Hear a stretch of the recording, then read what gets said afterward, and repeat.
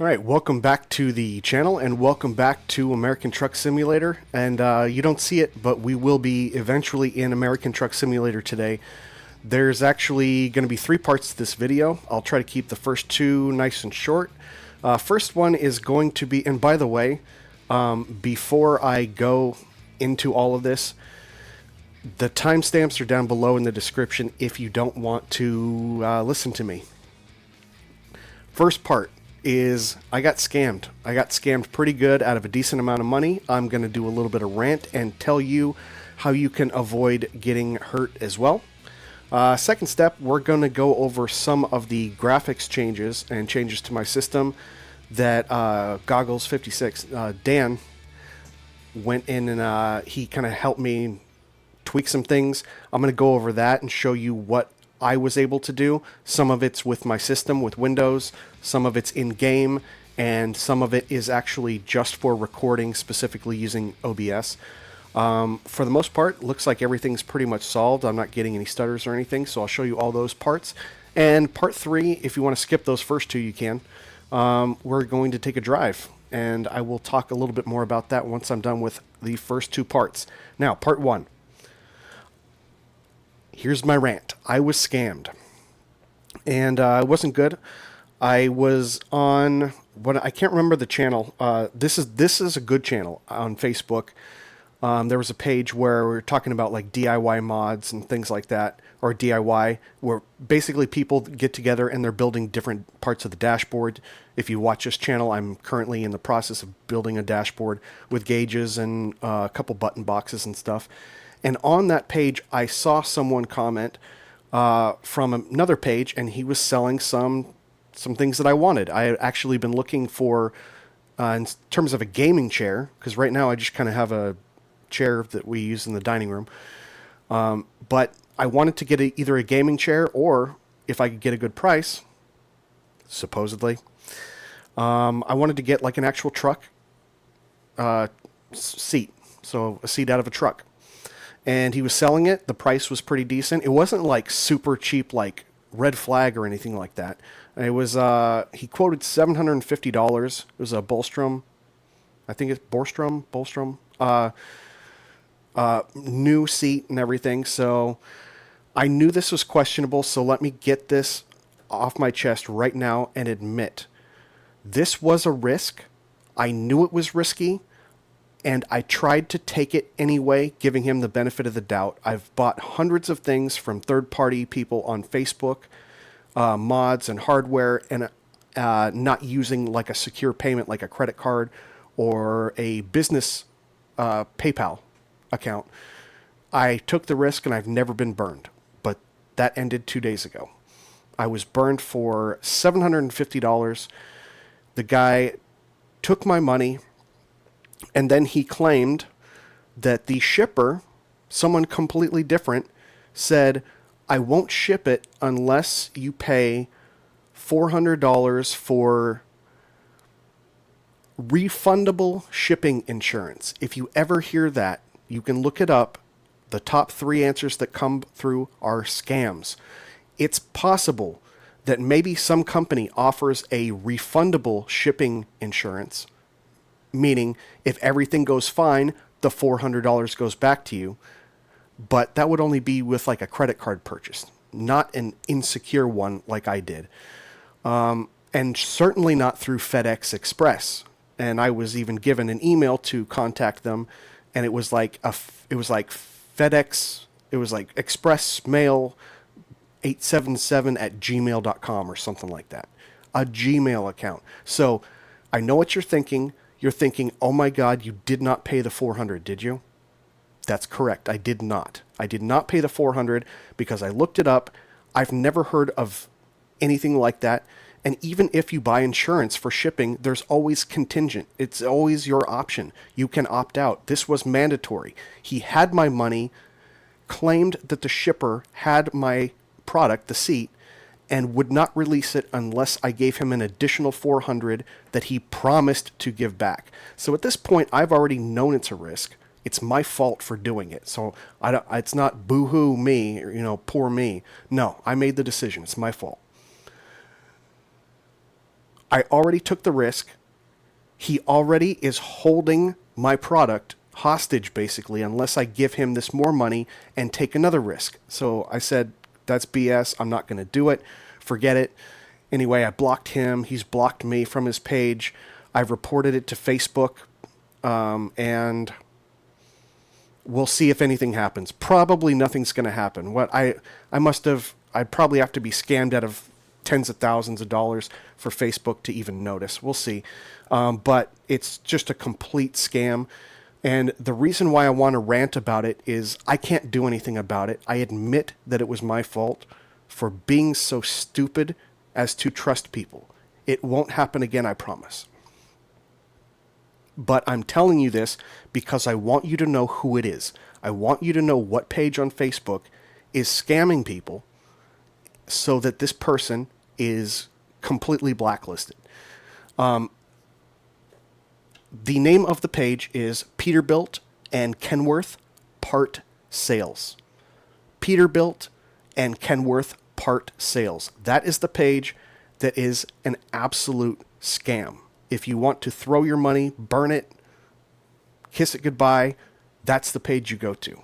I've reported him on Facebook, like I said. We'll see if anything happens, but I'm pretty much in a situation right now where my money is gone. I'm not getting it back. I am pissed off, but I have learned from it, and I want to make sure that you guys don't make that same mistake. So if you ever see that guy on Facebook, and he appears in some of these other Facebook pages, advertising and commenting, trying to make it seem like he's got a real business, he probably doesn't even have seats. He probably is sitting out in the middle of nowhere in a double-wide trailer with, I don't know, playing video games and seeing if he can scam people. I don't know. Who knows? Guy's probably not legit. He might even be like 14. Who knows? I have no idea. Anyway, I was stupid. I got scammed by this guy. Peterbilt and Kenworth Part Sales. Do not go to it. It's a scam. Okay. End rant.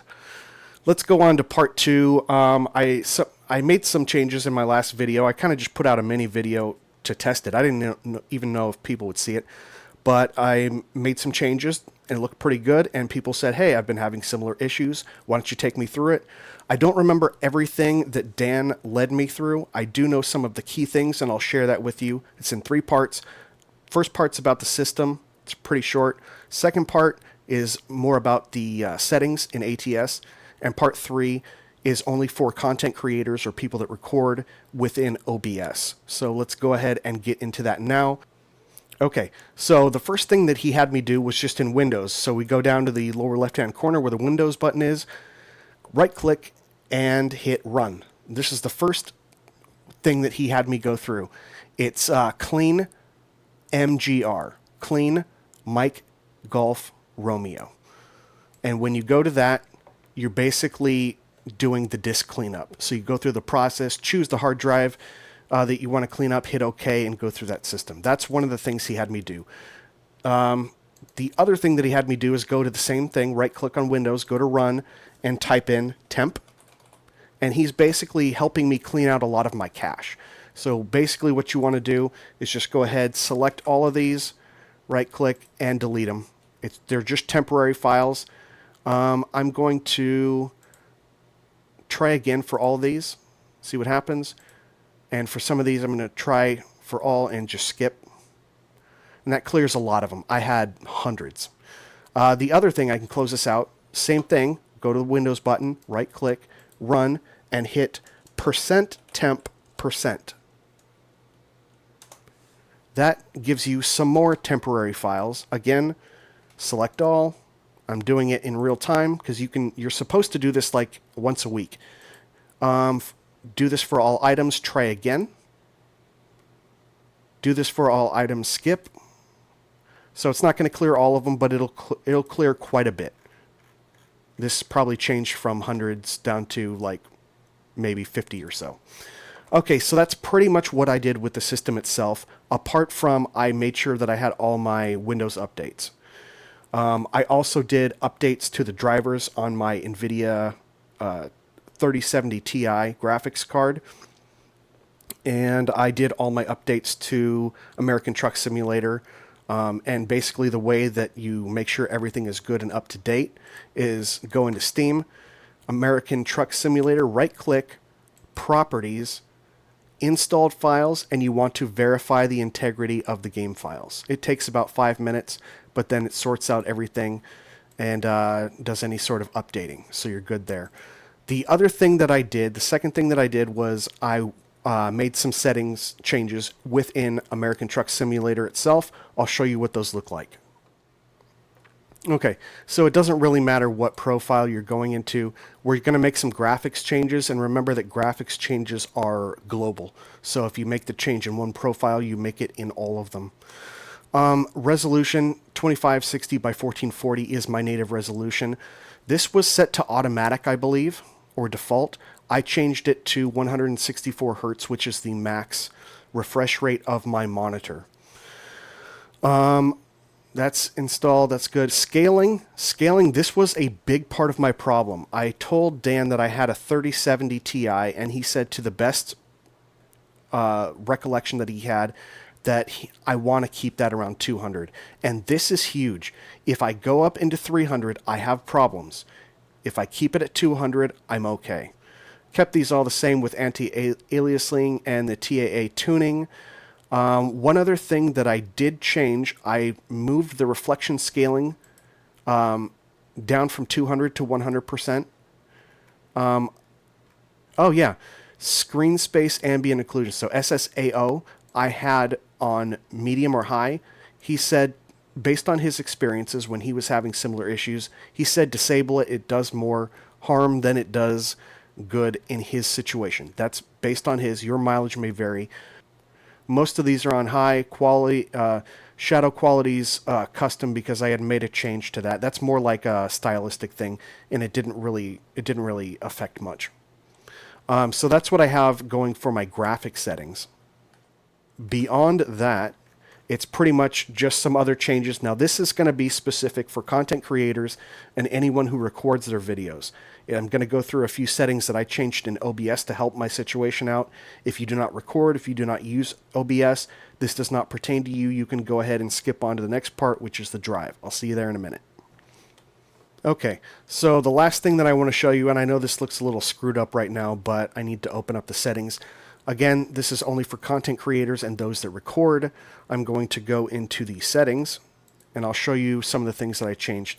Most everything that I changed is in the output tab, and make sure I'm not streaming, I am on recording, or I'm recording.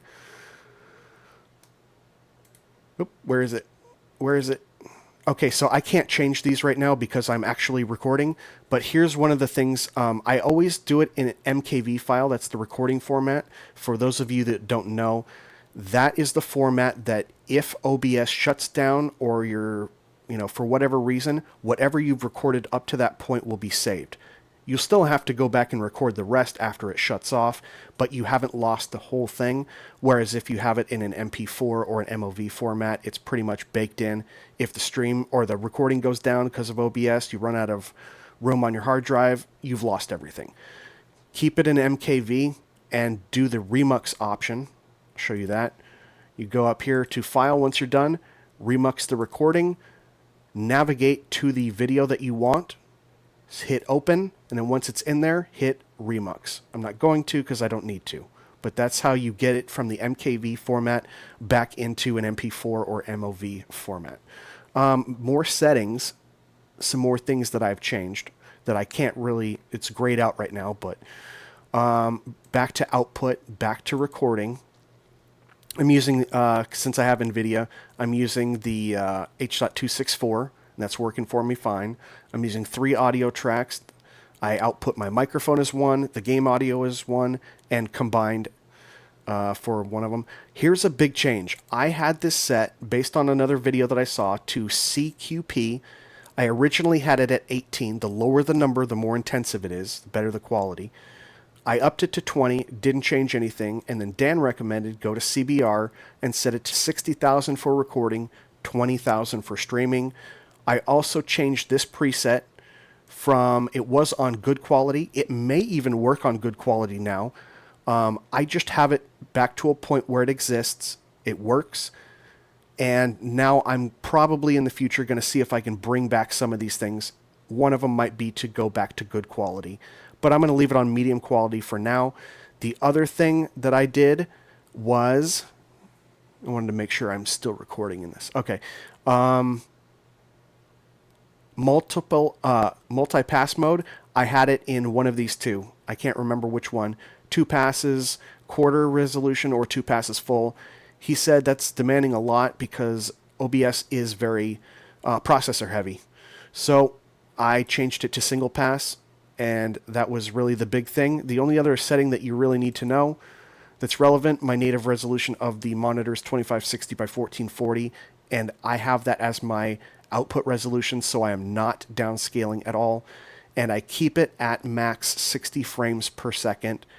It's pretty good for me. So that concludes all of the settings, all of the graphics changes in the game in OBS, as well as to the overall Windows system. So yeah, if that works, if you're having issues like that where when you're recording or just in general you're getting lag, those are some of the most common things to look for. And let's go ahead and get into this drive.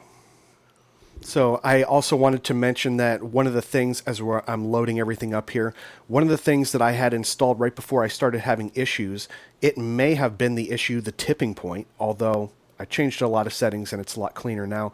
I got Project Next Gen. You can see the logo up there. And I was having a problem. There's 2 parts to the latest version. I think it's 1.11 of Project Next Gen. It's the base file. So you got the base file, the weather file, and you could also do a few additional things so that you got a reshade option and some of these preset things. I took out the reshade, didn't help at all. I took out Project Next Gen. Dan said that it probably wasn't Project Next Gen itself that was a problem, but in combination with all of the other things that I had to the settings that I just discussed, it was probably a combination. It was bad settings plus something super intensive like the graphics mod, Project Next Gen. Once I got all the settings dialed back in, I reinserted Project Next Gen. Worked fine. I reinserted the reshade that came with it. Works just fine. So it wasn't Project Next Gen by itself. It was a combination of that. That was like the straw that broke the camel's back on top of the poor settings that I had. So I got that all squared away. And now let's go on to part 3 of this video where we actually take a drive. We are going to be using Reforma Esterlon. This is, if you haven't heard it before, I have done it one other time on this channel, but it's essentially a separate map mod of a fictional land that is in 1-to-1 scale. It is done by the same developer as Reforma. It is absolutely free, although you can always support them on Patreon, and that's something that I'm going to be doing as well because I really like the work. This Esterlon map plus his work on, I think they have Sierra Nevada, and they have all of the main Reforma app. He does a lot of work, so I am going to support him on Patreon. Completely up to you, though. Give it a shot and try out Reforma if you want. But today it's going to be Reforma Esterlon.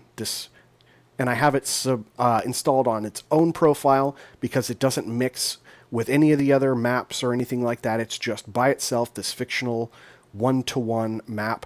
And that's what we're going to be doing. We've got the FLA, Freightliner FLA from the Steam Workshop. We are going to be using that. It's more or less just pretty basic skin. The trailer that I'm going to be using is going to be the Eaton-Fuller Blackhawk Lowboy from ATS Trucks and Trailers Reviews. That one is a payware trailer.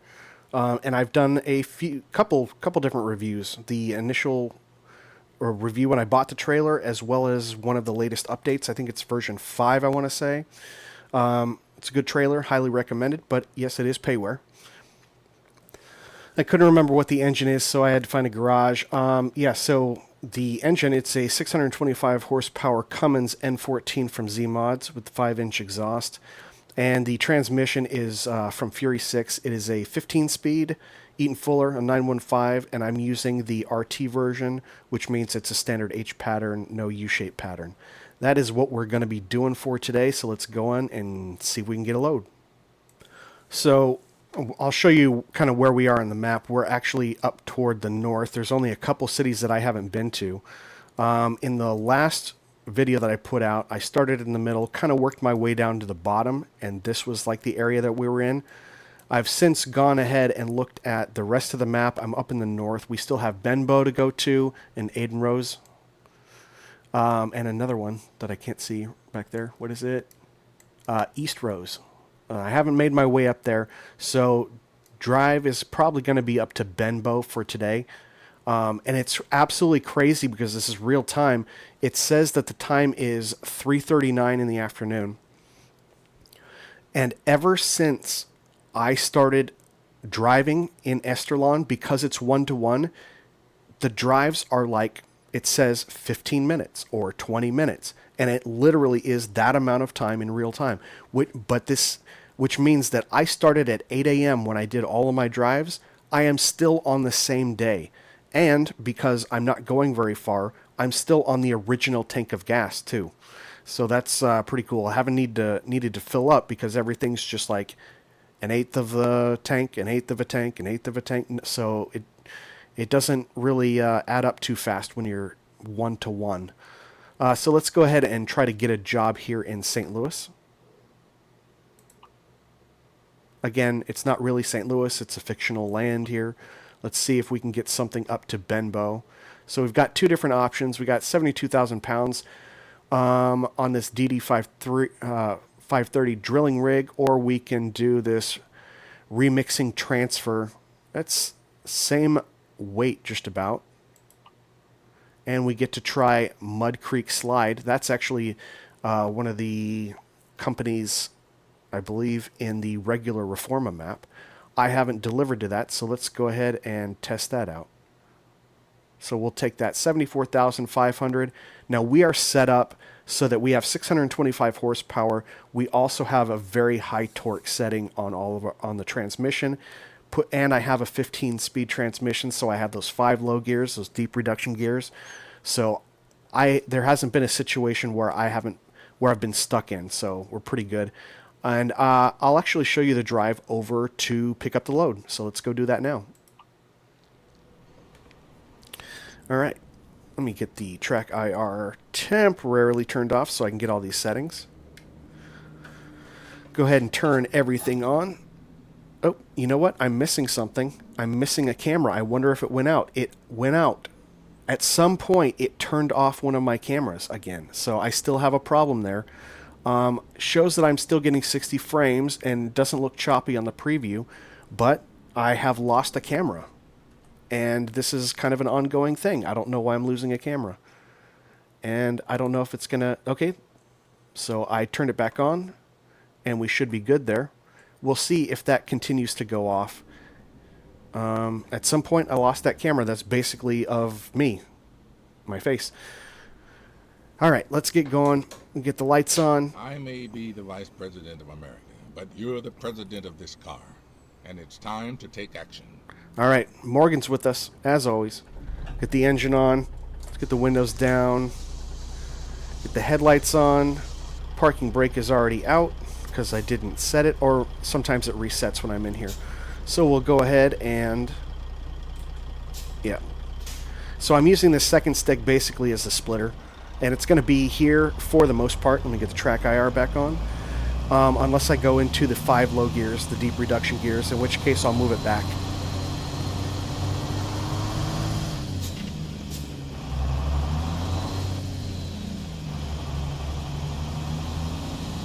So what do we have here? It's an 11-minute drive over to go pick it up, and then we're probably looking like another 11 to 15 minutes. So maybe 25, 30 minutes total. And I'll kind of be skipping around as I go.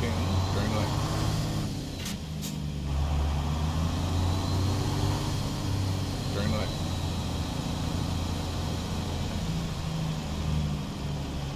So I don't really end up getting up to speed until about 8th or 9th out of the 10 gears.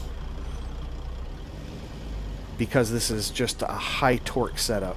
Let's take a look at this Entire Blackhawk in case you haven't seen it. Highly recommend it, and I have other videos where I've reviewed it and gone through it extensively, including the latest update. And I always love driving this FLA. It's kind of like, I think it's done by Harvin, I want to say. The same guy that did the Mac-R, and I know a lot of people worked on that too. But sometimes some of the best trucks are the free trucks. The K100 by Mr. Overfloater, also a good one. The Viper, just a couple that I can name off the top of my head. Also on the Steam Workshop is an FLD. It's a good one. All free ones that I will go back to over and over again. We're just waiting on the light here. Maybe we'll go ahead and skip this part. Turn left. Just going into gear whenever it decides. Looks like we got a green. Turn left. Well, 7 stayed pretty good. Oh, just made that one. Good thing we hustled through there. Keep right. Oh, that's not a lane. That's not a lane, buddy. Of course I knew that. Get that turn signal off. As we head up to the north now. Beautiful map. This Reforma Esterlon. Really cool. And it is a fictional place. I don't know exactly where it is. But just looking from the trees and everything, I gotta say it's gotta be somewhere near the equator. Somewhere tropical.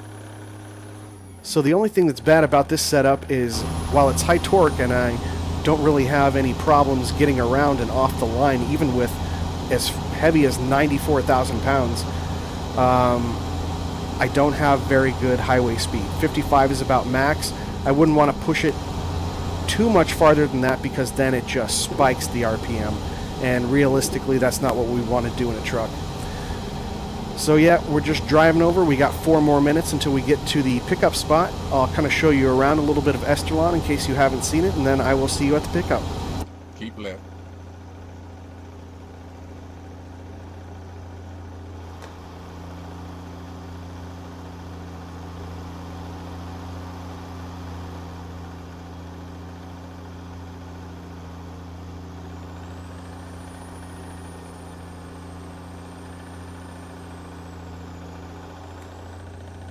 Keep right, and then exit right.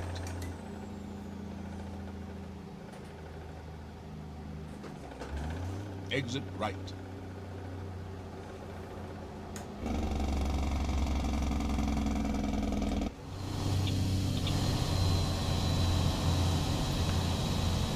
All right, looks like we are popping into the bitumen right now to pick up this load. Go ahead and get the beacons on in the back so they know we're stopping. Where is it? Is it right here? Yes, it is right here. Waiting for the gate to pop open. What I love about Reforma and Reforma Esterlon here is you get different... Come on now. Waiting for a gate to open, or unless it's down there. No, it's got to be right here. Yeah. Different setups, and this one's a little tight. I don't know if I'm going to be able to squeeze the trailer in. I have to stay far to this left side. Go out and check it out. Keep right. Oh, And oh, then oh, turn right. oh, yeah, that's not going to happen.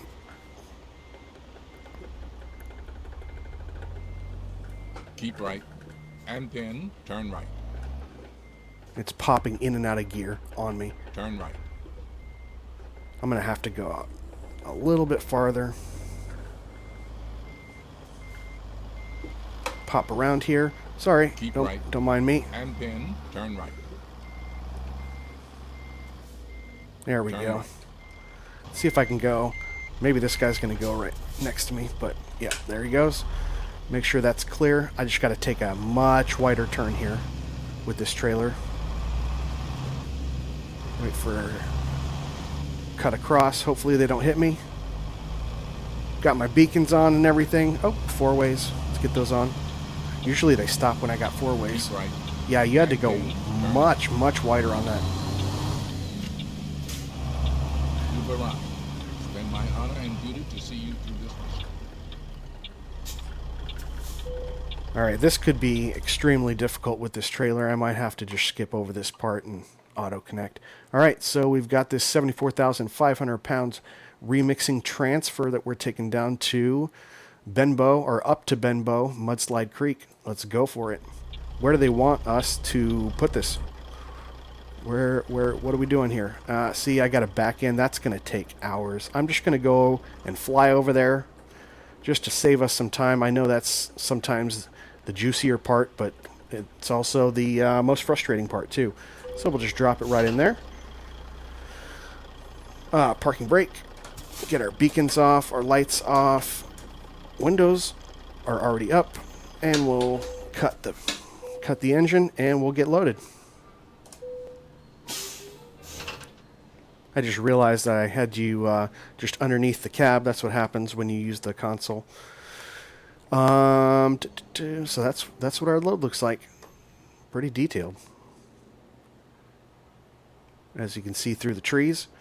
So we've got 3 axles on the back. We're going to keep all of them down. We don't have any lift axles on the truck itself. All right, parking lights. Let's get going.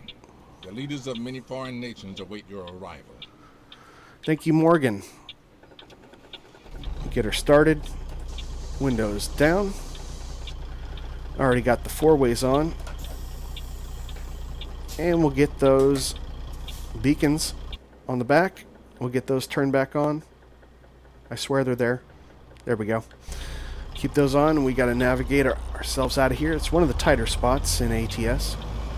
And even though this is just like the spots in ATS, how you approach it in the streets to get in here, it's always a little difficult.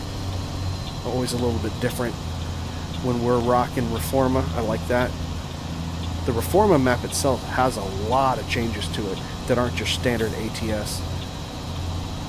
Alright, let's keep pretty far over here. We're clear of everything back there. And we're making a left out of here. Get back to the freeway, I would assume. The highway.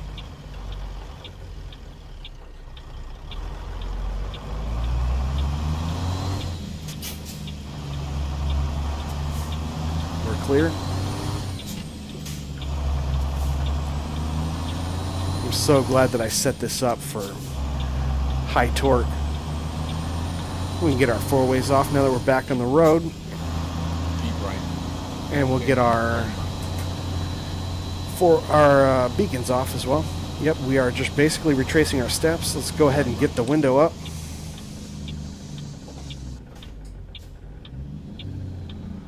East on 66, Route 66. I think in Esterlon we can go ahead and turn right on our red.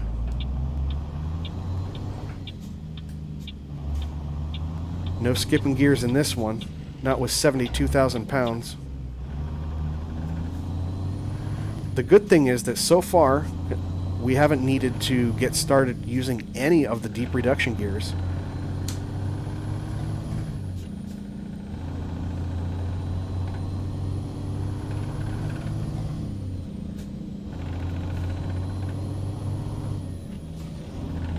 So yeah, 8th gear out of 10, and we're only up into 33 miles an hour. We got to get over. So most of the bulk of all of the speed comes in 9th and 10th gear. Normally that'd be dropping me way low in the RPMs. I still am at 1500. It just takes a little bit. I'm not going to build a whole lot of momentum, but with that amount of weight on, I'm just glad I'm keeping up. I think I have like a 411 differential on here. It's either that or a 3.9. But it is not meant for highway speed at all. Get into 10th until we finally hit 50 miles an hour. We'll probably slow it down about right there so we're not maxing out the RPM. We're already about 1700, 1750. That's about as far as I want to take it. Try to be realistic. Lean forward to see out the mirrors. A little bit difficult to see out of the FLA, but that's realistic. We are leaving St. Louis. That's what that sign means. And we are headed up to Benbow. Not sure what that sign means. Hopefully it's not too important. But if it is, we'll find out. Alright, max speed going up. Or staying at 62 miles an hour or 100 kilometers. What's going on here? We'll watch for slow traffic. We're going pretty good still. I mean, this is my highway speed at when the road is level, and I haven't really dropped too much in the RPM even with this weight. So torque is the key. I go slower, but there's a lot of hills, especially in the south part, and you can really get yourself stuck pretty quick if you don't have this thing dialed to a minimum of a 3.9 differential. So I just kind of had that. This is the only truck that I drive, and I treat it kind of like this is my Esterlon truck. It's pretty basic skin on it, but I like the colors, and it's doing all right for me. Just getting the experience of the whole map and the way it's laid out. Basically, just more or less a straight line, but it takes a while. It would take you at least an hour and a half, if not more, to go the whole road. So obviously I've done probably about almost 10 drives. I haven't seen every city. I've basically been keeping them shorter drives, hopping from city to city, all the way up, all the way down to the south, and then all the way back up to the north now. So it'll keep you busy.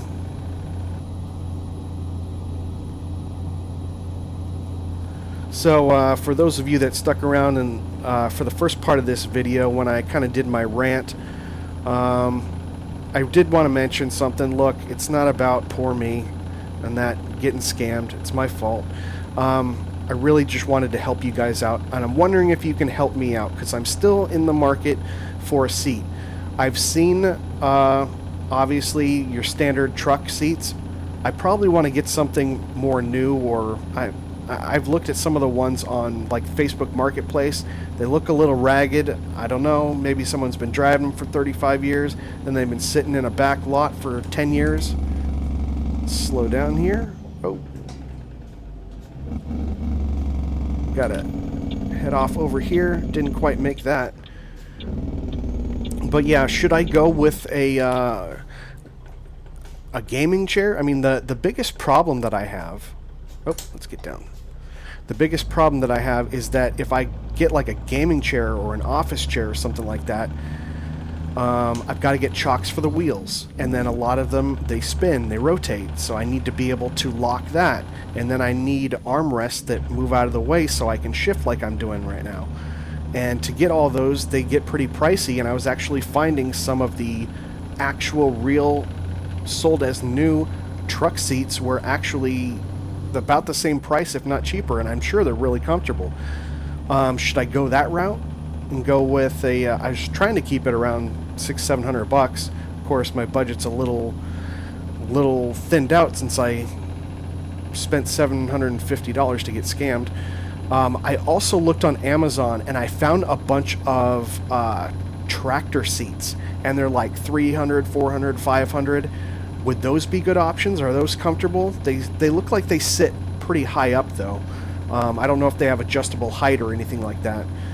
We'll just keep it an 8th for right now. We're not maxed out on it quite, but this is as fast as we're going to go.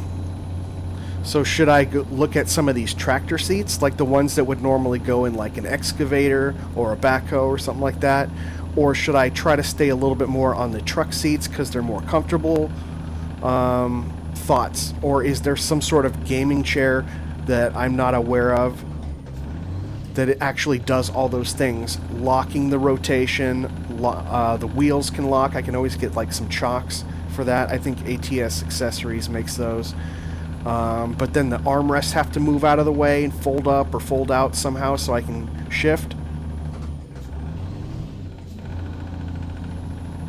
This is really testing the truck now. I've slowed down to like 20 miles an hour, but we're still moving. We are still moving with 72,765 pounds on here. This is what it looks like. I'm running Project Next Gen. I'm not running anything else in addition to it other than the reshade that comes with it in version 1.11. Or, yeah, I think it's 1.11. We are chugging. We are chugging. This guy behind me is probably like, oh, come on, man. Sorry about it. This is pretty heavy. And this is with the 625 horsepower. So, are we piling up here? What's going on?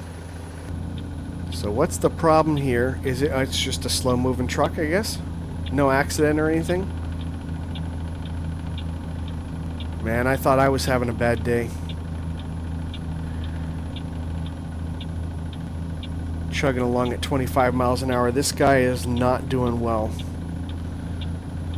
Wonder how full that trailer is. It's pretty long. He's probably looking at like 60 to 80,000 pounds right there, depending on how full it is. But I'm guessing that guy doesn't have too much more than about a 400, maybe a 450 horsepower engine, and he is not doing good. As I take it down into 6th. Alright, I'm past him. I'm going to go ahead and move over here so I can free up the road for the rest of these people who can actually get up here at a decent speed. This reminds me a lot of the south end of this map. We're starting to get into mountains, heavy, steep hills, and I can't really tell exactly, but in the south they had a lot of snow up on the mountains. I'm sure we're going to see that too pretty soon. Yep, you can already see snow up there. So basically the north and the south of this map are really mountainous and steep, and the rest of it's pretty flat, although it still has a lot of challenges. All the roads that you take to get to some of the delivery points, they're a little bit more off the beaten path, is what I found in Esterlon. Kind of forgot to mention, small thing here is I got my final gauge in place. I wanted to get the brake air pressure gauge going, and normally what I did, because it was mechanical, I tried to salvage it thinking I could take it apart just like I did this speedometer here. I took it all apart just to find out that the little pin that you would put the needle on is a different size, so it's not going to work, and it's completely mechanical as advertised inside the brake air pressure gauge, so I'm not going to be able to use it. But if you remember a few episodes ago when I was talking about the gauges, I had this leftover fuel gauge, and I took it out and replaced it with this one here to the right, which is green to match the rest of my gauges. Let's see what we're doing here. But this one is all red, and it can't change, so I'm going to be using that as my brake air pressure, so I have some sort of indicator. I realize it says fuel, but it's red and it's going to stand out from the rest of them, so I'll be able to differentiate between the two fuel gauges. And I put in the range of it in the calibration as if it was a brake air pressure gauge. This tunnel's really cool. This is really cool and steep. I think I'm about to lose all that momentum that I just had. Yeah, let's go back down into 8th. So that's kind of a little improvement on the gauge situation. So it doesn't match, but that's how I differentiate the two fuel. And I just need something to register, so long as I have the calibration tool that came with the the Pro Gauge board from Sim Projects. So what I'm saying here is, unless I find another brake air pressure gauge that has a signal wire, I've got my 8 gauges all picked out. They're pretty much ready to go. And that means the next step is I can actually get to the actual dashboard where all of my gauges are going to be hanging on. And then exit right. So the dash is getting closer and closer to being finished. Kind of a good thing. Exit right. I've had less free time lately, and I've been dreading taking apart that gauge, but now that I took it apart and I know it doesn't work, go ahead and use this leftover gauge. And yeah, I can get to actually building the rest of it. And then I'm hoping to have it done in the next couple weeks. At least my first draft of it. Not saying that I'm not going to be doing any more improvements in the future. I probably will. But as far as a finished version 1, I'm hoping within the next couple weeks, guys. Got some comments from people saying that they liked the video that it did a couple, I think it was a week ago now, on how I was assembling all these gauges, the wiring diagram and all that. So glad that helped you out. Let me know if you have any other questions. I did it kind of in a different way than most people do it, but seems to be working out, and I hope it gives people other ideas. It's always good to try multiple things, get different input from different people, then you can kind of figure out what works best for you.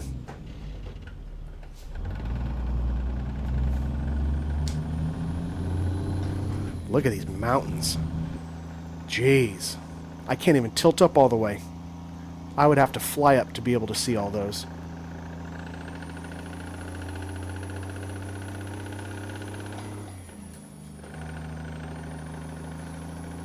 And this is, I guess the only way to get to it is... We didn't miss an exit. Did we? I don't think so. Go ahead and get the four-ways on. Looks like we're in a construction area. Or maybe we're just dropping off at this construction area. Yeah, looks like we got to go to the right here, or... Is that right? Is that where we're dropping off? Let's get it in here and get out of traffic. This can't be good. I think I might be stuck. I think I chose the wrong... Make a U-turn. Oh, no. Keep our enemies guessing. Looks like there's a job site pickup and drop off. Yeah, let's get the differential on. I agree with that. Looks like I'm just stuck. I don't think it's amount of power. Let's go ahead and go to our low gears just in case. Our deep reduction gears. Oh yeah, that helped. That helped. Looks like we got a drop off right here. I don't see a flag though. Or does it want me to keep going back? Maybe it's just a coincidence that there's a job pickup here.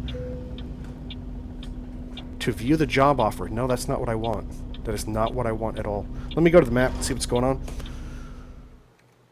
Okay, so the drop-off spot is actually back here.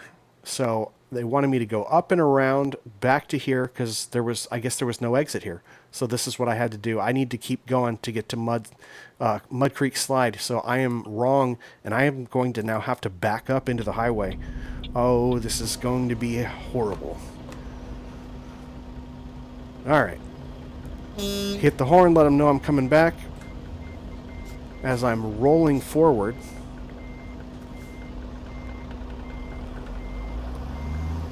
Might be able to get away with this. If I time this, not a whole lot of traffic.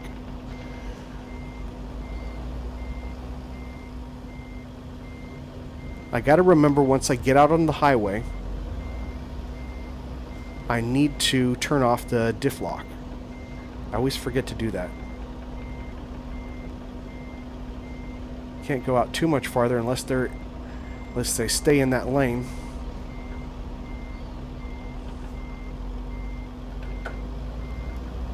Yeah, that's gonna get me in a tough spot. Let's see if I can get out of it. I think I might be stuck on that. One thing I've noticed in Esterlon and in Reforma in general is bumps really are bumps. Like, not just little small things. They'll shake you.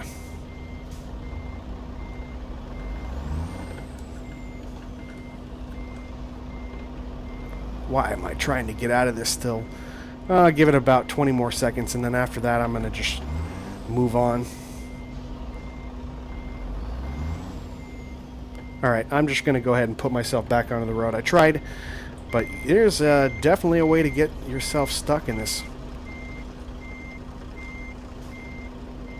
I'm just going to go find myself back on the road here. Alright, so let's take it out of reverse. We can probably just get going in first.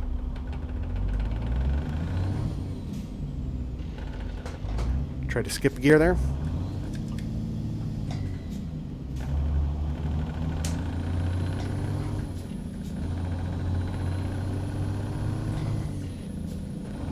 Anyway, we're getting there. Should be just a couple more minutes. What does it say? Ah, I did it. I forgot to turn the diff lock off. I know you can't turn it off when you're driving. It's a game. It'll work, right?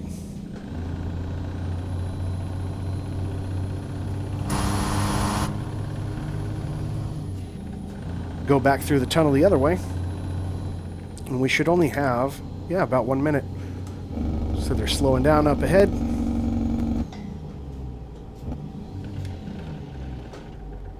It's not, see, it doesn't want to stay in gear. It's just slipping out. Turn right. And unfortunately, when it's like that, I cannot use the Jake.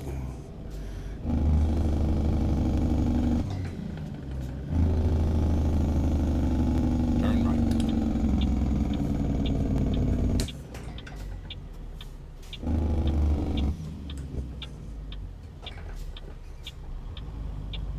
So what's going on here? I got to figure out, do I need to back in or go in straight? We got the beacons on. Let's go ahead and set the parking brake real fast and see what they want us to do. Okay, so this is going to be pretty hard. We got to go around this corner. Rather than going through the tunnel, we have to make that turn, come up, and get it in wedged somewhere in there. This seems a little bit more than challenging. Seems kind of ridiculous, but we're going to give it a shot. And rocks mean real rocks in Esterlon, in Reforma. And we stalled. It's alright, we'll roll back just a little bit. Get the parking brake on. We need a little bit more momentum than that, so start her back up. We're going to go ahead and start her in low 1 this time.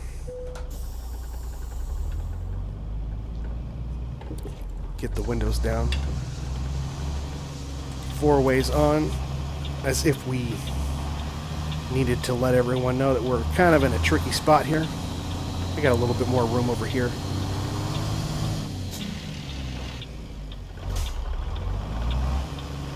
Just need to get that trailer around so it's not hitting the rocks. There we go, we're clear.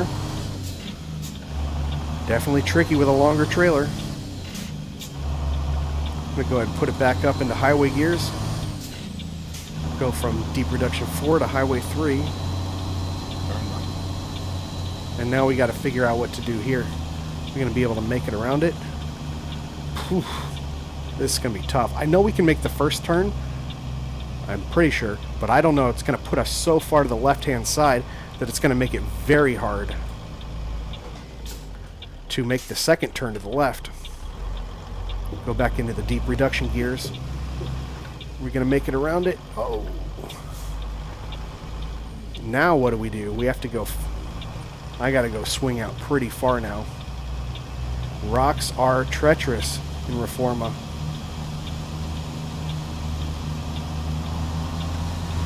Oh, plenty of power with these deep reduction gears. I like it. Just getting around the corner. Gotta love it. Wow. Never a boring day in Reforma. Oh. We're going to have to start all over because it didn't take that gear. Oh, we are flying back. I might have to use the use the parking brake. That's the only thing. I think I was going down that hill. I was full brake and still rolling back. Let's see if I can shift.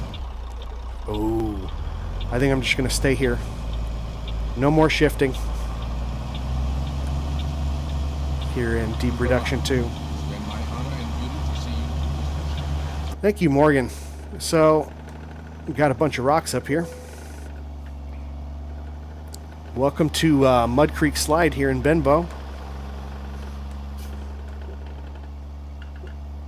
I don't know how to get this in here. If I can get it in here, I just can't get it out. This is a little preposterous here. I might have to skip.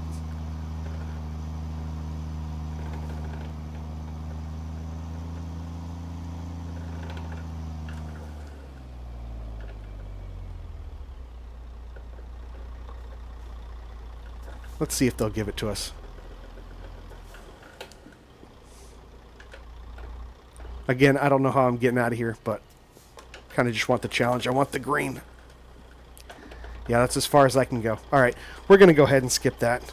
Well, welcome to Benbow and Mud Creek Slide here in Esterlon, Reforma.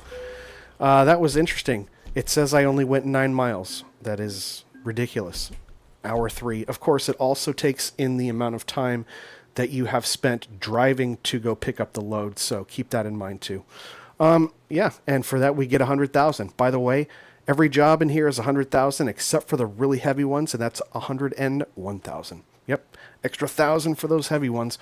But 72,765 pounds in this remixing transfer, that's nothing to laugh at. Anyway, thanks for coming along on the drive. And let me know if you have any questions down below. If you enjoyed the video, give me a thumbs up, consider subscribing and hitting the notification bell, and I will see you guys on the next one. Take care.